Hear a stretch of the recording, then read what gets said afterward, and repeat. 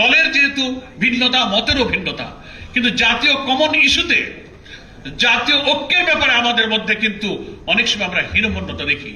যখন আমি দেখি যে দেশের কমন ইস্যুতে আমার ঐক্যমত হতে গেলে আমার যদি কিছু ছাড় দিতে হয়, আমাকে কিছু মতের স্যাক্রিফাইস করতে হয়, সেখানে আমরা ছাড় দিতে রাজি নই। রাজনীতিতে আমার একমত হওয়া জরুরি নয়, কিন্তু জাতির কমন ইস্যুতে আমরা অনেক ঐক্যমত হতে পারি না। এখানে অনেক বক্তাই কিন্তু বলেছেন যে এখনো ঐক্য বিনষ্টের প্রচেষ্টা চলছে। কারা ঐক্য প্রচেষ্টা বিনষ্ট করছে? কি সে বক্তব্য, কি সে ইস্যু? আমরাই তো তারাই যারা ফ্যাসিবাদের বিরুদ্ধে রাজপথে আন্দোলন করেছি। এখানে জাতীয় নেতৃবৃন্দ সবাই গ্রেপ্তার হয়েছেন। আমাকেও জুলাই আন্দোলনের মধ্যে 20 তারিখ আমার বাড়িতে ঘেরাও করে আমাকে গ্রেফতার করে নিয়ে যাওয়া হয়েছে। আমার মা চোখের পানি ফেলেছে, আমিও জেল খেটেছি। আমি যখন 5 আগস্টের লক্ষ কোটি জনতার এই উত্তাল আন্দোলনের ঢেউ, তখন কারাগারে অন্তরীণ অবস্থায় আমরা টেলিভিশনে সেই দৃশ্য আমরা দেখেছি।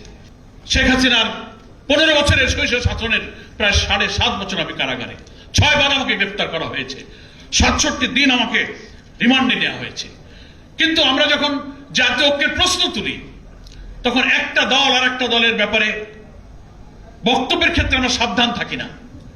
এমন কোন বক্তব্য, এমন কোন বিবৃতি যা ফ্যাসিবাদ বিরোধী আন্দোলনে জাতীয় ঐক্যের ইস্পাত কঠিন ঐক্য তৈরি করেছিল, সেই ঐক্যের মধ্যে বিভেদ সৃষ্টি করতে পারে এমন কোন বক্তব্য ফ্যাসিবাদ বিরোধী আন্দোলনে অন্তত আমরা যারা ছিলাম তাদের কাছ থেকে আশাটা হচ্ছে আরেকটা জাতীয় ঐক্য বিনষ্টকারী আরেকটি কাজ।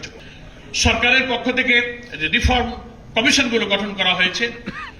ইলেকশন প্রসেস, সংবিধান সংস্কার, জুডিশিয়ারি, পুলিশ অ্যাডমিনিস্ট্রেশন, রাষ্ট্রের গুরুত্বপূর্ণ অর্গান এবং ডিপার্টমেন্ট সম্পর্কে রিফর্ম কমিশনের পক্ষ থেকে রাজনৈতিক দল এবং স্টেক হোল্ডারদের কাছে পরামর্শ চাওয়া হয়েছিল। সহজ পথ হলো, আমরাও দিয়েছি, সব দল দিচ্ছে। আমি কমিশনের প্রধানদেরকে অনুরোধ করব, চিফ অ্যাডভাইজারের কাছে আমার এই মেসেজ দিতে চাই যে এইগুলো উইদিন ডিসেম্বর হয়তো এসে যাবে।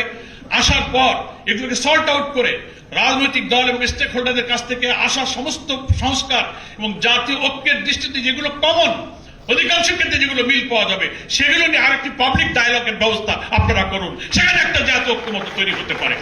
আর এই সংবিধান, আমাদের নির্বাচন ব্যবস্থা, নির্বাচনের সরকারের ভারসাম্য, রাষ্ট্রপতি প্রেসিডেন্টের মধ্যে ক্ষমতার ভারসাম্য রক্ষা, নানান ব্যাপারে আমরা আমাদের সব বক্তব্য কিন্তু ওই কমিশনের সুপারিশের মধ্যে বলেছি।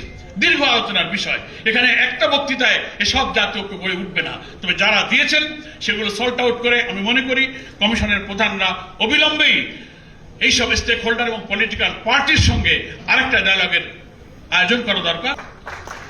আমি প্রিয় সুধীবৃন্দের কাছে বলতে চাই, আজকে আরেকটি, যদিও এই ঐক্য সংলাপের সাথে অনেকে প্রাসঙ্গিক মনে করবেন না, তবে আমি মনে করি ঐক্য সংলাপ বা নির্বাচনের অত্যন্ত অনিবার্য অনুষঙ্গ। সেটা হচ্ছে এই জুলাই অভ্যুত্থানে যে 2000 ছাত্র জনতা জীবন দিয়েছে আর প্রায় 30,000-এর মতো আহত হয়েছে। অন্তর্বর্তীকালীন সরকারের পক্ষ থেকে ঘোষণা দেওয়া হয়েছে, বিভিন্ন সময় এক একজন উপদেষ্টা এক একভাবে বলেছেন, চিফ অ্যাডভাইজারও বলেছেন, তাদের সকলের চিকিৎসার দায়িত্ব আমি গ্রহণ করলাম, সরকার দেখবে। নিহতদের পরিবারের বিশাল সহানুভূতির কথা বলা হয়েছে। কিন্তু আজকে এখানে ক্ষত বিক্ষত আহতদের চিহ্ন নিয়ে যারা এখানে উপস্থিত আছেন, শহীদ পরিবারের গর্বিত সন্তান এবং সদস্যরা যারা উপস্থিত আছেন, তারাও চোখের পানি ফেলে আজকে কেন অভিযোগ করতে হবে 5 মাস পর যে আমার এখনো চিকিৎসা হচ্ছে না, আমার পরিবারে কেউ খোঁজ নিচ্ছে না? তাহলে কি আমরা এই দায়িত্ব পালনে অবহেলা করছি? আমি সেজন্য আবেদন জানাই। আমি যেমন আমার দলের পক্ষ থেকে আমাদের সম্মানিত আমিরের নির্দেশে প্রত্যেকটি শহীদ পরিবারের কাছে যাওয়ার চেষ্টা করেছি, আহতদের পরিবারের কাছে যাওয়ার চেষ্টা করেছি, সহযোগিতা করেছি, কিন্তু এটা আমাদের পক্ষে সম্ভব নয়।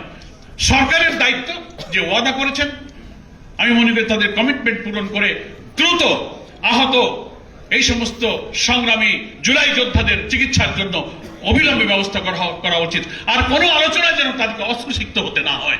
আর যারা শহীদ পরিবার, তাদের প্রতি সরকারের যে কর্তব্যের অঙ্গীকার রয়েছে, সেটা আমি মনে করি পূরণ হওয়া উচিত।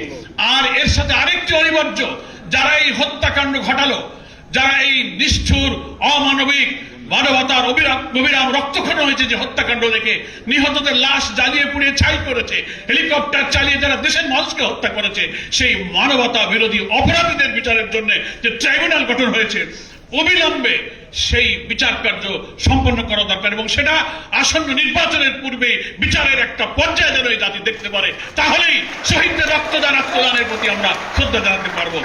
সংস্কার সংলাপ জাতীয় ঐক্যমতের প্রশ্নে আমি দুটো কথা বলে আমার বক্তব্য শেষ করতে চাই, যেহেতু আমারও ঢাকার বাইরে একটি শিডিউল থাকার কারণে আমি অনুমতি নিয়ে একটু আগে কথা বলছি। প্রথম কথা হচ্ছে